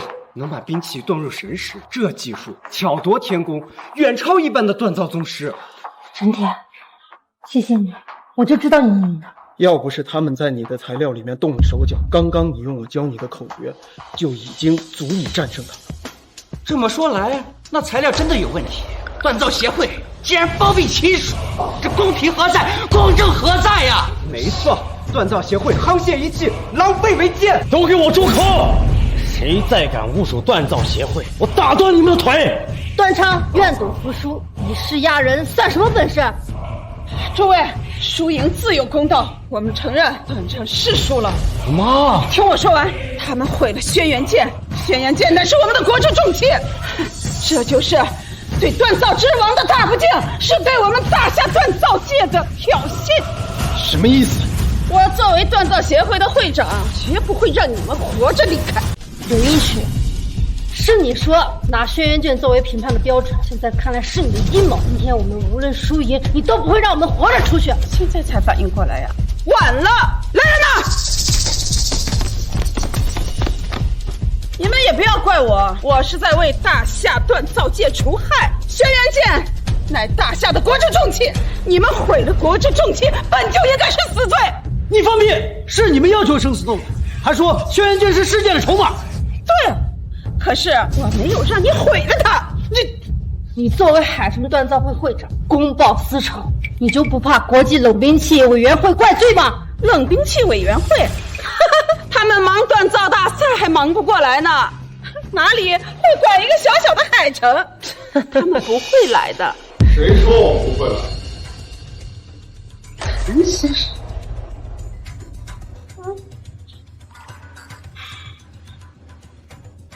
柳映雪，你为了霸占轩辕剑和你儿子狼狈为奸，残害锻造师，你胆子不小啊！凯恩先生，你听我解释呀！轩辕剑那国之重器，不管什么理由，他们毁了轩辕剑就应该是死罪啊！是啊。哦，是吗？那如果我跟你说，毁掉轩辕剑的人就是锻造轩辕剑的那位呢？什么意思？陈铁就是锻造之王，你们连锻造之王都敢杀了，看你们真是活腻啊！锻造之王，陈先生，不好意思，我们晚来一步，让您受苦了。他既然真的是锻造之王，这我就说嘛，什么人都能锻造出拥有神识的东西啊！如果他是锻造之王，这一切都说得通了。这莫宣飞当场学会雷鸣锻造术，以一把匕首召唤真龙。我操！这天底下也只有锻造之王才有办法。陈铁，你真的是锻造之王？不可能！我敢确定，他不是真正的锻造之王。大家不要被他蒙骗了。事实俱在，你们还在反驳，简直是死不悔改。凯恩先生，我妈说的对，他真的不是锻造之王。如果他要是锻造之王，早就认出来这把轩辕剑是赝品，他就是冒充的。哦，赝品！搞了半天，你们居然拿把假的轩辕剑来骗我们！真正的轩辕剑乃是国之重器，怎么可能拿出来评判一个小小的生死斗？是我疯了，还是你们疯了？那你刚才还说我们毁了轩辕剑，杨戬还要杀了我们，你也太卑鄙了吧！说是真的？千真万确。如果是真的，那锻造之王没有理由要毁掉自己打造的神器啊，这道理讲不通啊！莫非陈铁真是冒充的？刘映雪，当初我看你良善，才把轩辕剑交给由你保管，没想到啊，这些年你利欲熏心，竟然堕落成这样，真是可悲。你早就看出来这是赝品。轩辕剑，来！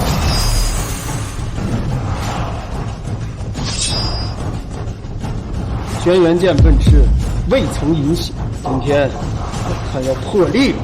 看到了吗？这才是真正的轩辕剑。陈铁既然真的能操控轩辕剑，难不成妈，他竟然真的能控制轩辕剑？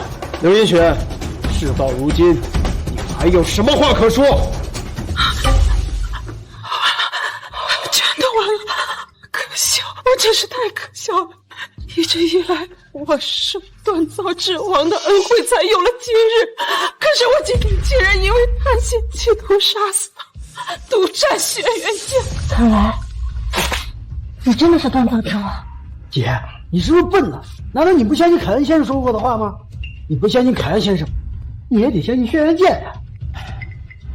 看来以后没办法继续清静了。轩辕剑我收回去了，至于你们，好自为之。我们走。你们还愣着干什么？赶紧追啊！我们好不容易找到锻造之王，去！陈铁先生，不能不劳对付。柳映雪、段昌，你们两个真是作恶多端。按照锻造界的规矩，你们下半辈子就在牢狱里过，永远都别想出来。来人！你饶了我吧！知道错了，凯恩先生，饶了我吧！我知道错了。爷，赶紧追啊，快点！哎呀，知道了。陈先生，等一下。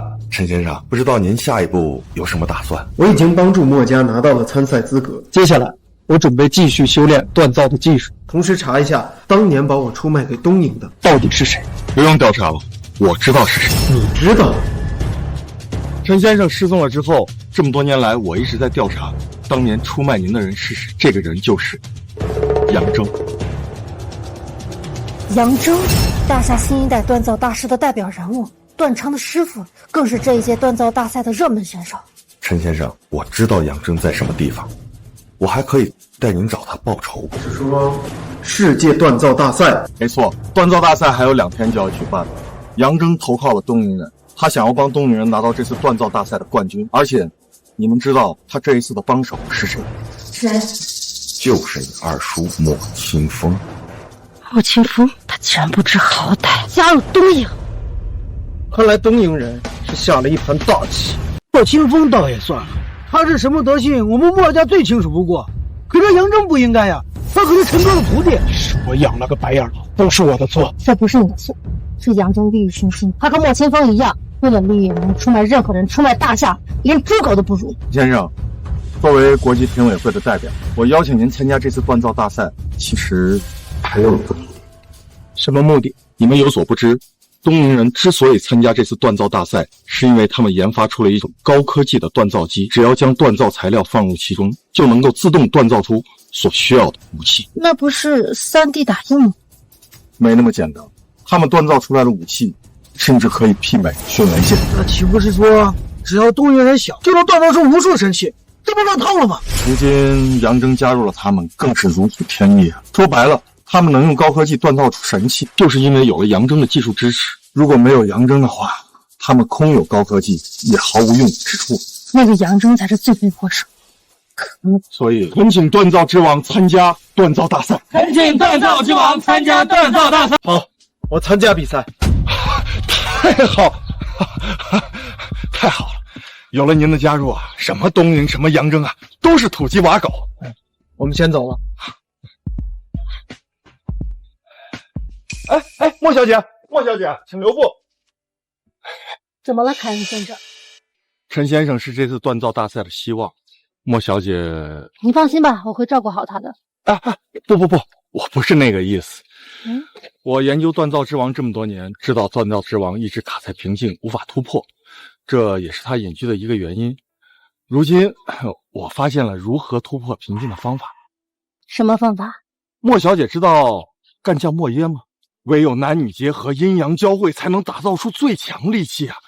我知道莫小姐对陈先生也是一心一意，所以为了锻造大赛，能不能请莫小姐？你胡说什么呢？这些东西你也相信？我走了。我没胡说八道，虽然只是猜测，但也不失为一种可能性啊。陈先生，我们一家三口啊，敬你一杯。如果没有你啊，我们墨家这一脉就彻底断了。您客气。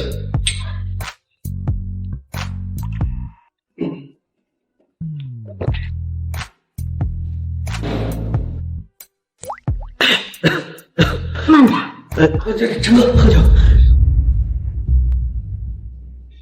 这是我们墨家的传家宝，说是传家宝呀，其实这么多年过去了，我们墨家人无法参透。今日我做主把这本书赠给你。这太贵重了，我不能要。陈哥，你就拿着吧，就当我们为锻造大赛做了一点贡献。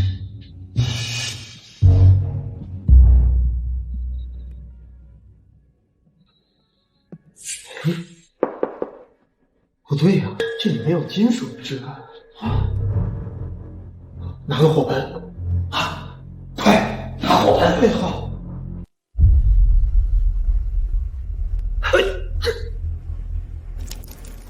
陈哥，你把它收了干什么？这是我们墨家传了1000年的古籍，你们都搞错了，其实这不是真正的神器锻造法。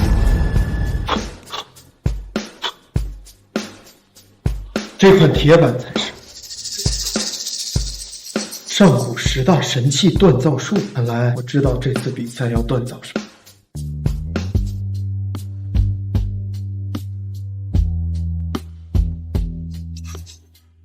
什么锻造之王，酒量这么差，我家藏了几百年的好酒，你都没喝上。那真是太可惜了。不过我喝了，要不要尝尝？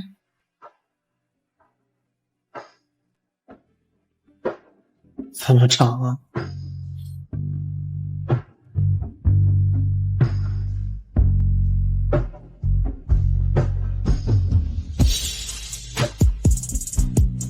纳尼？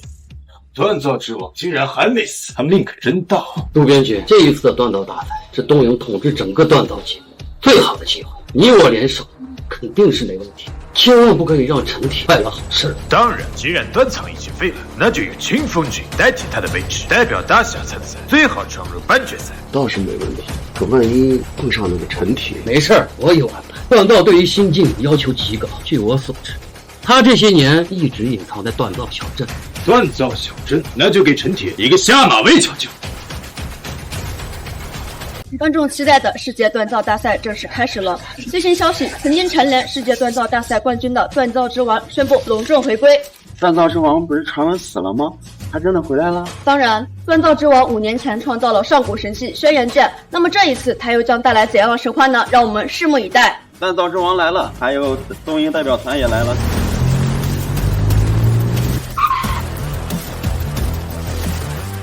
好像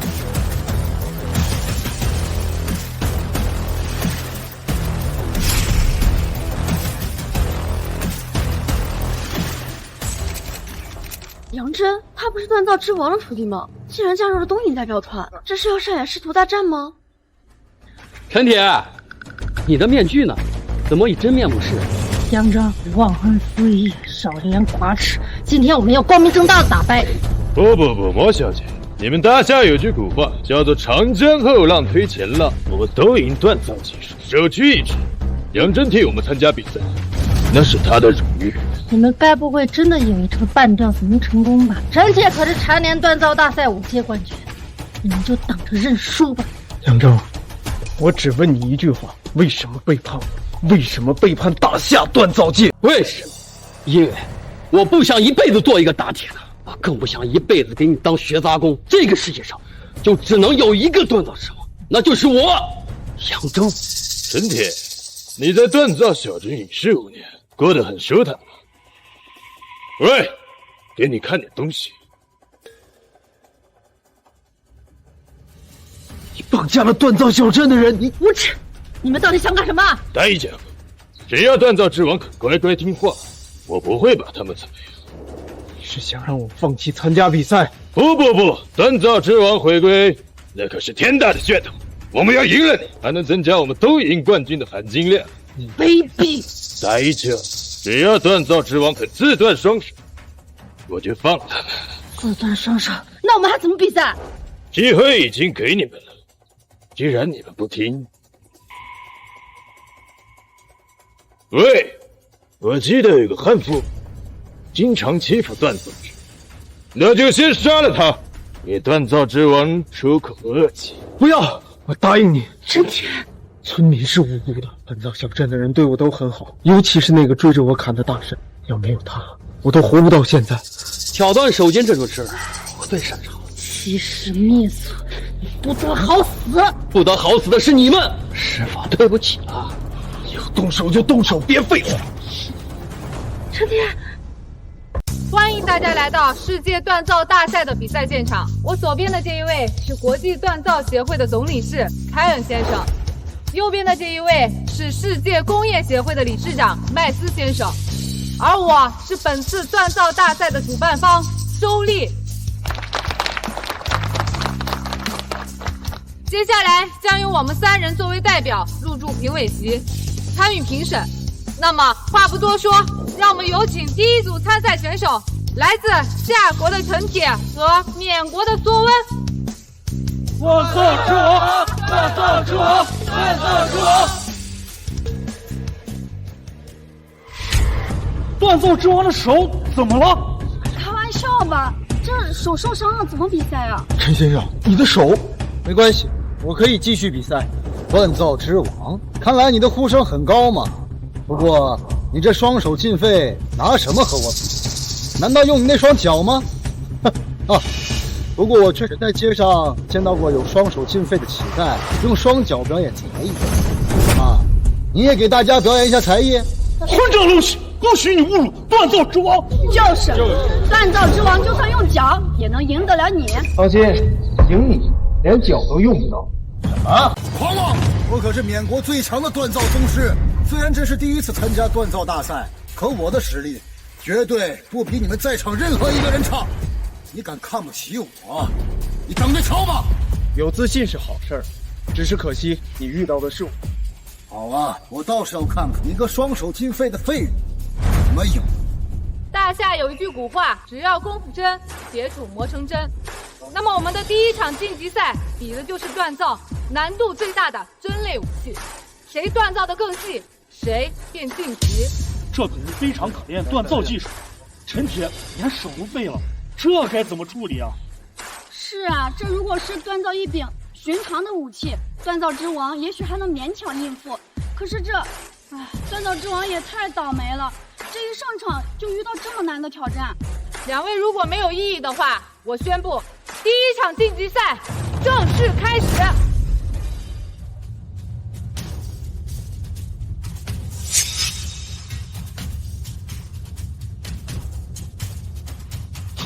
他怎么下去了？这还没开始，他怎么下去了呀？这人要知道，一下去就意味着自动放弃了呀。锻造之王，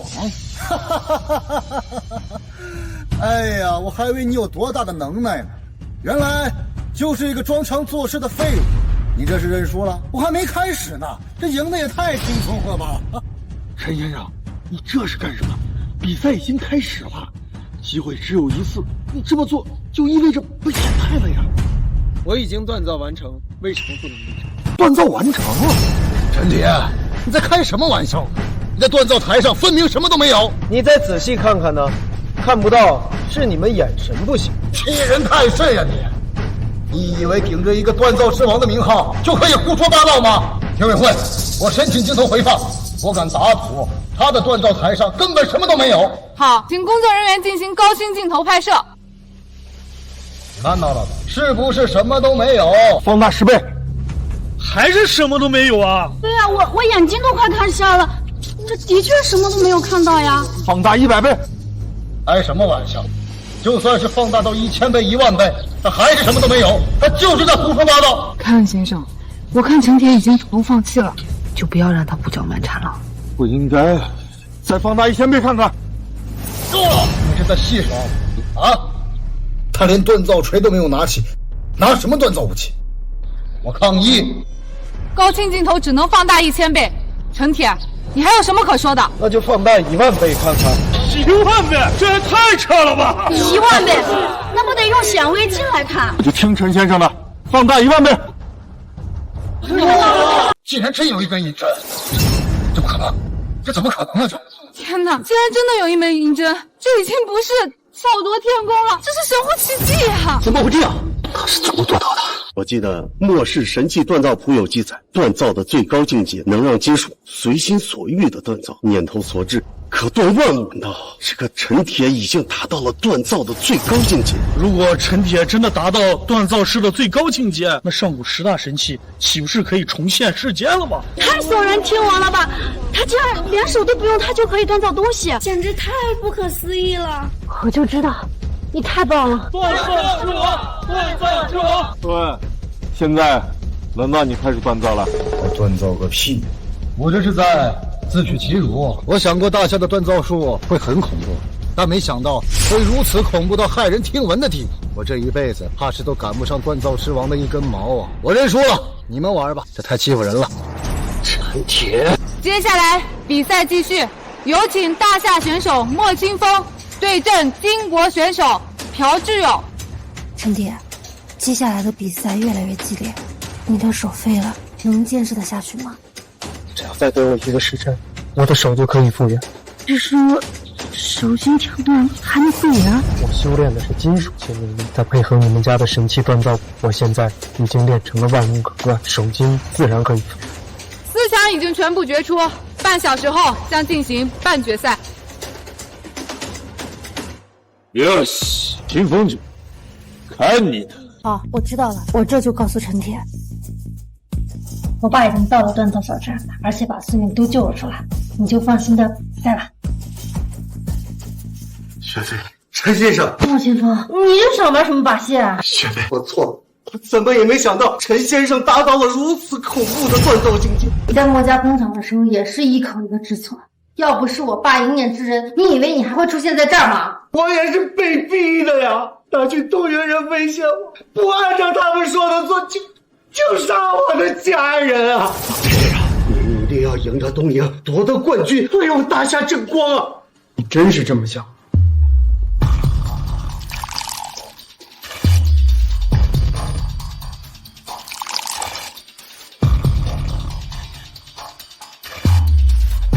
陈先生，我以杯中酒发誓，下一场半决赛我自动退赛，祝先生夺冠。不战而胜，的确可以为我争取修复时间。赵老师，你说的，不许反驳。陈先生，敬你。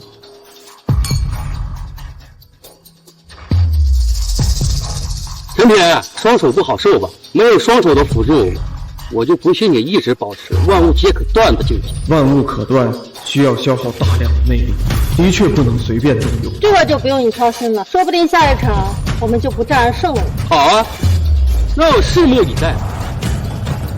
接下来有请陈铁和莫清风进入半决赛。锻造之王，我一雪前耻的时候到了，我可要领教领教你的锻造术。如果我赢了你，那我可就名扬大夏。莫清风，你什么意思？刚才你不是答应我们了吗？我答应你们什么了？我记性不太好，要不你提醒提醒我。你无耻！莫清风，你耍这些小伎俩想破坏我的心境，你想的也太简单了吧？你确定就是一点小伎俩？那我们就开始吧。3、2、1。陈铁，你怎么了？没事，继续。没事儿，我看不见得。陈铁，我的身体动不了了，怎么会动不了呢？我去看看。站住！在期间禁止任何人靠近锻造台。你没看到陈铁已经不行了吗？他万一有生命危险怎么办？拜斯会长说的没错，比赛期间任何人不得上台，这也是为了公平起见。如果你们非要上台的话，那便自动判负。你们怎么能这样呢？哎呀，这关系是可以变通的吗？陈铁不能有事。我们也很为难。你看，这是全球直播，这么多人看着呢，这个口子不能开。没关系，还能坚持。你在酒里下毒了是不是？莫清风，不知悔改，竟然帮了东营人给陈铁下毒。何小姐，话可不能乱说，我们可是什么都不知道。无凭无据，你们就想冤枉我？我看你们是心虚了吧，无法光明正大的答应东营，就想乱扣帽，真是肮脏。肮脏的是你们。莫清风可代表是大夏出在，要说盟友，他可是你们的盟友，我们跟莫清风都不认识。喂，我们认识吗？不认识，不认识。听到了？翟恩先生，他们用下作手段胜之不武。我们没有证据。够了，没有证据就继续比赛。半决赛要锻造的是军用匕首，获胜者将获得大夏的军用匕首100亿订单。开始吧。陈铁，你现在的状态根本无法完成锻造，还是看我的吧。莫清风已经在锻造了，怎么办？陈铁手这么短，现在也不能动，这还怎么能赢啊？陈铁，你就不要逞强，你现在就是一个没用的废物，还是赶紧认输。还是动不了，除非双手恢复，否则真的要输了。还好，1个时辰马上就到了。1个小时，我就算给你3个小时，你又能怎么样？我已经完成，还剩最后1分钟，如果陈铁不能完成比赛项目的话，便宣布失败。不够，还需要时间。还有最后30秒。不用等了，已经来不及了。没想到我会亲手战胜锻造之王，陈铁，你也会有今天。你不是很厉害吗？来呀，跟我比呀！到现在都无法动弹，难道锻造之王的神话要终结了吗？加油啊，锻造之王，我们看好了你。现在。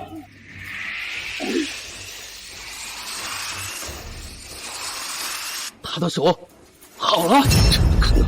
断臂重生，他竟然用万物可断重塑了自己的双臂。清风，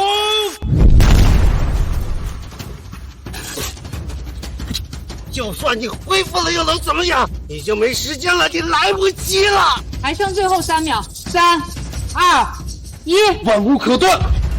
可恶，又是万物可断。好，时间到，双方都已经锻造完毕，但是呢，陈铁的匕首无论从工艺上还是锻造上，明显要远超于莫清风。莫清风，你还要验证吗？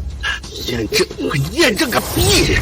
万物可断，那是神级锻造师才有的境界。我认输。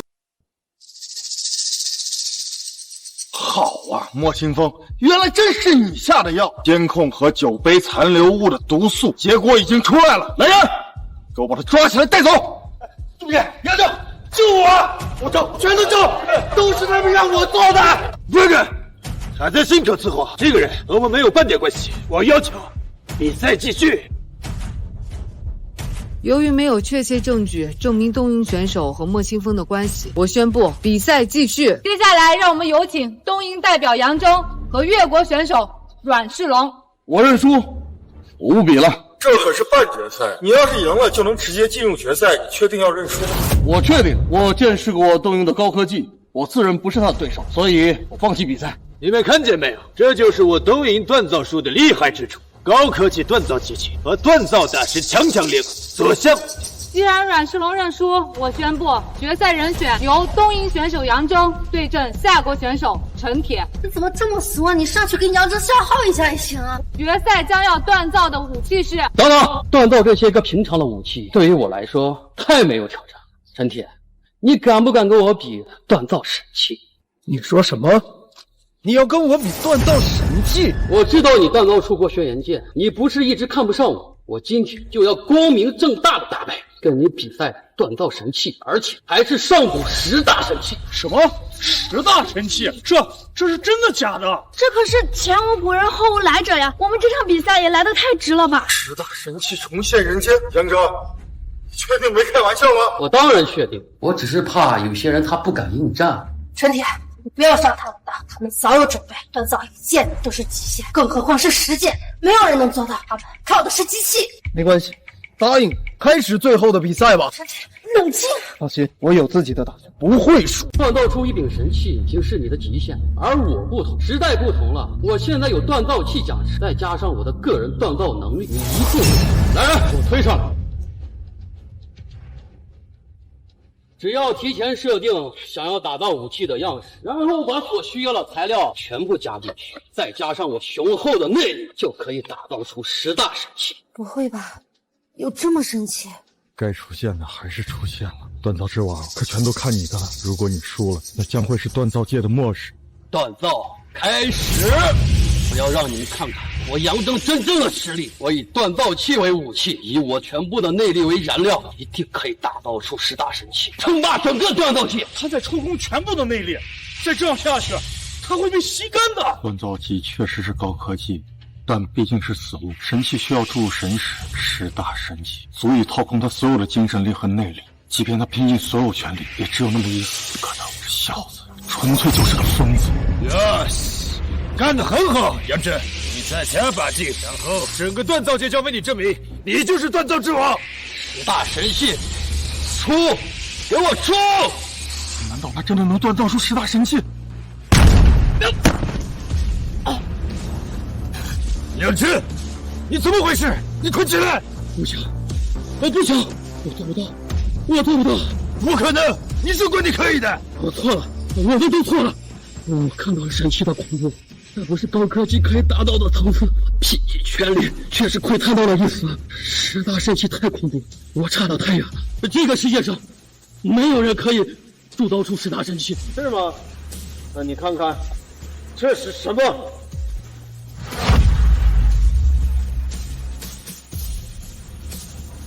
？10大神器，真的是10大神器，竟然真的被打造出来了！天哪，是神话降临了吗？10大神器重现世间，天佑大夏呀！以后我们大夏有10大神器的镇守，看有谁还敢胡来！10大神器，铸造出了10大神器，不可能，不可能！大家安静！杨铮锻造10大神器失败，陈铁锻造10大神器成功。本次锻造大赛的冠军是陈铁。怎么会这样？怎么会这样？我不服！我不服！我都没有成功，你怎么可能成功？为什么？你告诉我为什么？我哪里错了？我哪里错了？杨铮，你从一开始就错了。现代科技的确可以取代很多锻造的技术，但是也只能取其精华，去其糟粕，而不是取代锻造技术。可是你利欲熏心，早就背离了锻造的初心。我错了吗？我真的错了吗？我想让人人都掌握锻造技术，我哪错了？错了，错的离谱！小儿怀金，必起杀心。委托之处，神魔皆善。锻造的初衷是为了止戈，而不是战争。原来是这样，看来我一直都错了，我一直都错了。杨征，你要为自己的行为付出代价。来人，把杨征和他的同伙都带下去。恭喜你，以后不再叫锻造之王，而叫锻造之神。现在有请锻造之神上台领奖。